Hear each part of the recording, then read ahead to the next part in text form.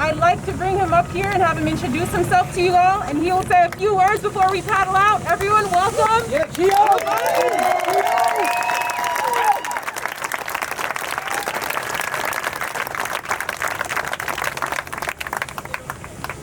like many of you, in the last few weeks, the images that I've seen on the media, I've been heartbroken. As a black man, for the things that I've seen, it's broken my heart personally.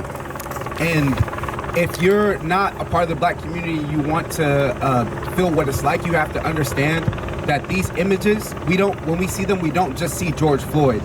The pain that we see from these images are multi-dimensional.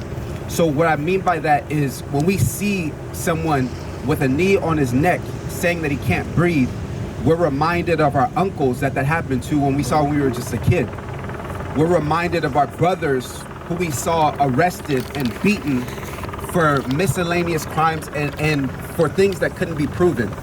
When I saw George Floyd on the ground, I was reminded of myself at 11 years old on one of the first days I came to surf. I was put in handcuffs and I faced 4 police officers pointing their guns at me for a crime that I didn't commit. So when you see black people, when you see them in pain, you see Sharon's tears, please understand that we don't just see George Floyd, we see him as us. And remember another thing, George Floyd changed the world with his fatal death.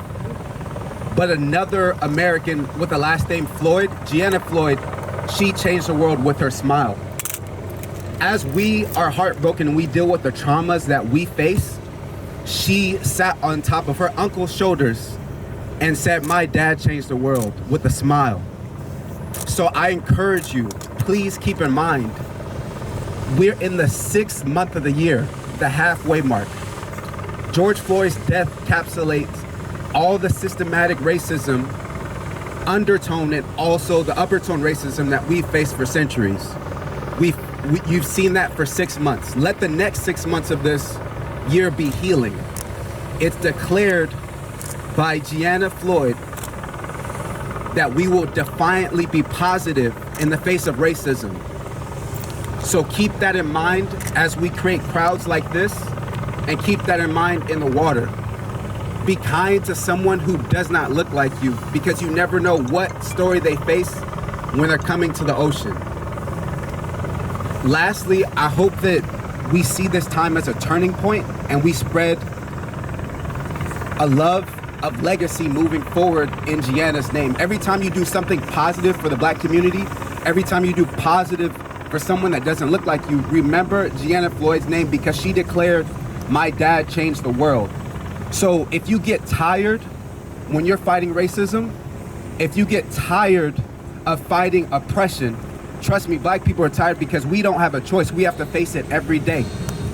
But just remember, Giovanni Floyd declared, "My dad changed the world."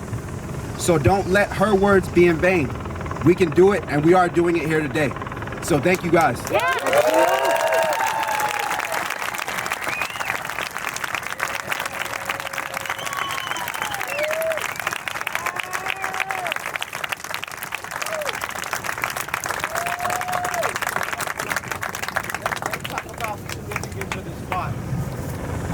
So I said that we're standing here and being in this space with everybody, we're being defiant in our presence.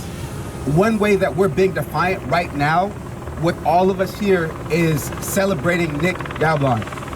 He learned to surf at a time when black people were chased out of the water, rocks were thrown at their cars, and they were beaten, and people told them not to surf.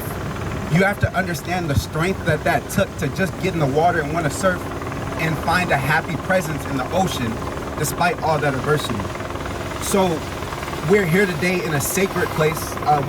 They spoke a little bit about Inkwell Beach, but please, when you guys go home, really see the history and understand what black people have faced just trying to catch waves in California, a place that's been seen for diversity in our country since this state's inception. Nick and many of the forefathers of the black community that learned to surf pioneered it for me. someone who lives in our generation that also still faces racism when I come to the ocean and come to the beach. So I just wanted to say a few words to honor Nick Gavilan and honor our forefathers who fought, for us to come to the beach and come to a diverse space. And to honor him, please remember one thing. I saw the flyer for this paddle out say, "Stand in solidarity." But if you want to live in the words of Nick, I don't want you to just stand in solidarity, live in solidarity. Because the meaning of solidarity means to be and not to do. So in honor of Nick, in honor of George, live in solidarity, live to fight oppression, and live defiantly kind. Thank you. Yeah,